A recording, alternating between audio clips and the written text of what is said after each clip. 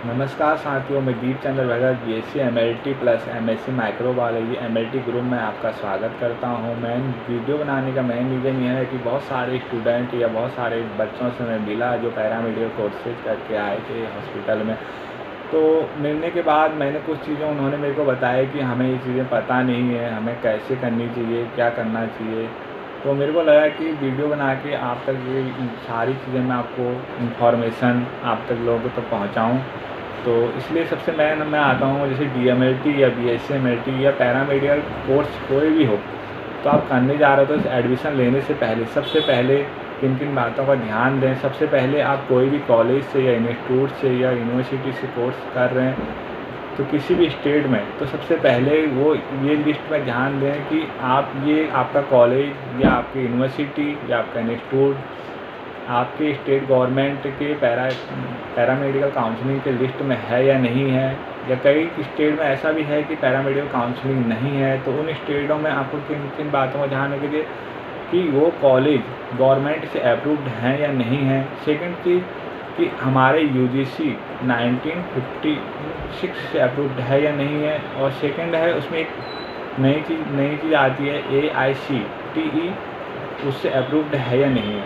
तो हमने माना एडमिशन ले लिया तो हमें सबसे पहले कई स्टेट में पैरामेडिकल काउंसलिंग है, तो वहाँ काउंसलिंग में इंक्वायरी करके आप बात करके कैसे भी मैसेज से या ईमेल से या कॉल करके आप इंफॉर्मेशन ले सकते हो कि हम इस कॉलेज से ये बीएससी एमएलटी या डीएमएलटी या एमएससी एमएलटी या बीएससी माइक्रोबायोलॉजी या बीएससी बायोकेमिस्ट्री कोई भी कोर्स कर रहे हैं, तो सबसे पहले इंक्वायरी लें कि ये पैरामेडिकल काउंसलिंग में रिकॉग्नाइज्ड है या नहीं है। तो उस कोर्स को आप आगे के फिर अप्लाई करें। अप्लाई करने के बाद डीएमएलटी कोई भी मेरे साथ के लड़कों ने करा है, तो कई लड़कों ने 1 ईयर का करा, तो 1 ईयर का कोर्स इनवैलिड है।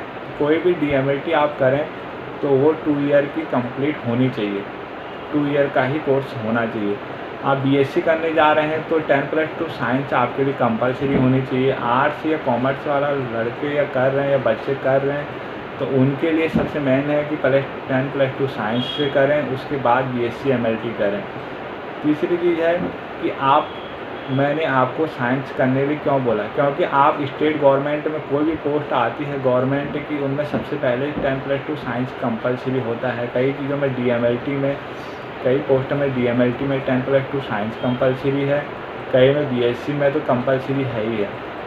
तीसरी चीज़ है कि आप कोर्स कंप्लीट करने के बाद सबसे मेन चीज़ है ट्रेनिंग। अब ट्रेनिंग आप कैसे करें, ट्रेनिंग आप जिस कॉलेज से कर रहे हैं या जिस इंस्टीट्यूट से पढ़ के आए हैं, सबसे पहले आप सरकारी हॉस्पिटल या कॉर्पोरेट हॉस्पिटल या प्राइवेट हॉस्पिटल में जा रहे हैं तो 150+ बेड में ही ट्रेनिंग लें, क्योंकि पैरामेडिकल काउंसलिंग का कई स्टेट में रूल है 150+ बेड होने पर ही आपको उसमें एक्सपीरियंस सर्टिफिकेट बनता है या ट्रेनिंग सर्टिफिकेट बनता है। तो इसलिए आप सबसे पहले 150+ के जो हॉस्पिटल होते हैं, बेड के हॉस्पिटल होते हैं, उनमें ट्रेनिंग करें या NABL लैबों में करें, अच्छी लैब में जैसे डॉक्टर लाल है, SRL है, तो इन लैबों में कर रहे हैं तो आपका ट्रेनिंग जो एक्सपीरियंस सर्टिफिकेट है या ट्रेनिंग सर्टिफिकेट है तो आपका ये कंप्लीट है। उसके बाद जैसे कि सेकंड चीज़ है, अब हम आते हैं कि हमने कोर्स तो करा, कोर्स करने के बाद हमें पैरामेडिकल काउंसलिंग में रजिस्ट्रेशन कैसे कराना चाहिए। उसके लिए आपके डॉक्यूमेंट सारे कंप्लीट होने चाहिए। कंप्लीट होने के बाद सबसे पहले आप अपने स्टेट में काउंसलिंग में रजिस्ट्रेशन कराएं। सेकंड चीज़ है, कई स्टेट में काउंसलिंग नहीं है। अब जैसे कई स्टेट में हैं उनके नाम आपको बता रहा हूँ, जैसे उत्तराखंड है उसमें है वो ऑफलाइन होता है, यूपी में है ऑनलाइन भी होता है ऑफलाइन भी होता है, जैसे मध्य प्रदेश में है ऑनलाइन रजिस्ट्रेशन होता है, राजस्थान में है ऑनलाइन रजिस्ट्रेशन होता है, हिमाचल है तो उसमें भी ऑफलाइन रजिस्ट्रेशन भी है। ठीक है, तो इन आप जैसे केरल है उसमें भी रजिस्ट्रेशन होता है। कई स्टेट ऐसे हैं कि जहाँ से हम कोर्स करते हैं उनमें रजिस्ट्रेशन नहीं, तो बहुत सारे बच्चों के मन में होता है कि हमने जैसे दिल्ली से करा है तो दिल्ली में तो पैरामेडिकल काउंसलिंग है ही नहीं, या पंजाब में नहीं है, या मणिपुर में नहीं है, या सिक्किम में नहीं है, तो उसके बाद हम कैसे अपना रजिस्ट्रेशन कराएं। सबसे पहले उन बच्चों के लिए सबसे मेन महत्वपूर्ण बात यह है कि वो सब जो आप कोर्स करने जा रहे हैं, तो इसीलिए मैंने आपको बोला कि वो गवर्नमेंट से अप्रूव्ड होनी चाहिए। इसीलिए बोला क्योंकि आपका गवर्नमेंट से अप्रूव्ड होता है, जैसे ही हर स्टेट में काउंसलिंग बनेगी तो उनका नाम है तो आपका ईजिली लिस्ट रजिस्ट्रेशन हो जाएगा। माना आपके उसमें गवर्नमेंट लिस्ट में कॉलेज का नाम नहीं है तो आपका रजिस्ट्रेशन नहीं भी हो सकता है, तो आपको प्रॉब्लम हो सकती है। उस टाइम फिर आप परेशान हो जाओगे कि हाँ हमने तो रजिस्ट्रेशन करा, हमारा रजिस्ट्रेशन तो नहीं हो रहा है। तो इसलिए मैं सारे बच्चों से रिक्वेस्ट करूँगा कि आप कोर्स करने के बाद अपना पैरामेडिकल काउंसलिंग में रजिस्ट्रेशन कराएँ। जैसे उत्तराखंड वाले तो कंपलसरी कराएँ, यूपी वाले भी, मध्य प्रदेश वाले, राजस्थान, जहाँ जहाँ आपकी काउंसलिंग है वहाँ रजिस्ट्रेशन कराएँ। कई स्टेट में काउंसलिंग बनने जा रही है, जैसे कि बिहार में बनने जा रही है, पंजाब में बन रही है।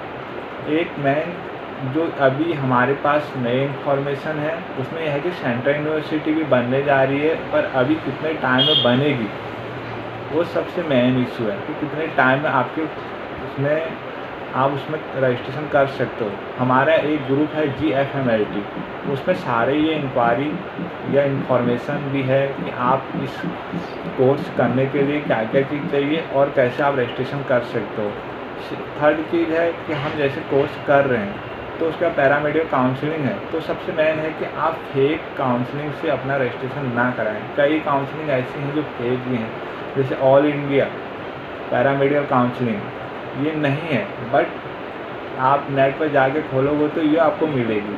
तो इन चीज़ों का आप ध्यान दें। सेकेंड स्टेप है कि हर बच्चे को पैरामेडिकल काउंसलिंग अपना रजिस्ट्रेशन कंपलसरी कराएं, और उसके बाद आप कोर्स करने के बाद जैसे फील्ड में आते हैं तो आप उसके बाद आगे को क्या कर सकते हो।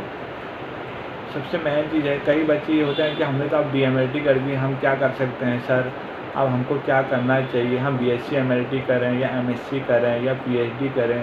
तो बहुत सारे बच्चों के मन में होता है कि हमें इसके आगे क्या करना चाहिए। तो मैंने जैसे जिन बच्चों ने DMLT करी है तो वो BSc MLT भी कर सकते हैं, और BSc MLT करते हैं तो आगे को MSc किसी भी सब्जेक्ट से करते हैं, बायोकेमिस्ट्री से कर सकते हैं, माइक्रो से कर सकते हैं, आगे के लिए रिसर्च के लिए अप्लाई कर सकते हैं, जैसे मलेरिया डिपार्टमेंट में अप्लाई कर सकते हैं, ICMR में अप्लाई कर सकते हैं। उसके बाद आप BSc MLT करने के बाद हमारे कोर्स होता है क्वालिटी कंट्रोल, मैम क्या है QC, जिसे हम बोलते हैं QC, उसका कोर्स भी कर सकते हैं। तो आप उसके लिए कंपनी ज्वाइन कर सकते हैं या एप्लीकेशन में आ सकते हैं। तो हमारे पास बहुत सारे ऑप्शन हैं। कई बच्चों को तो नहीं, हमें तो सिर्फ बस ये बताया गया है कि ये हॉस्पिटल या लैब का ही हमें काम करना है कलेक्शन का।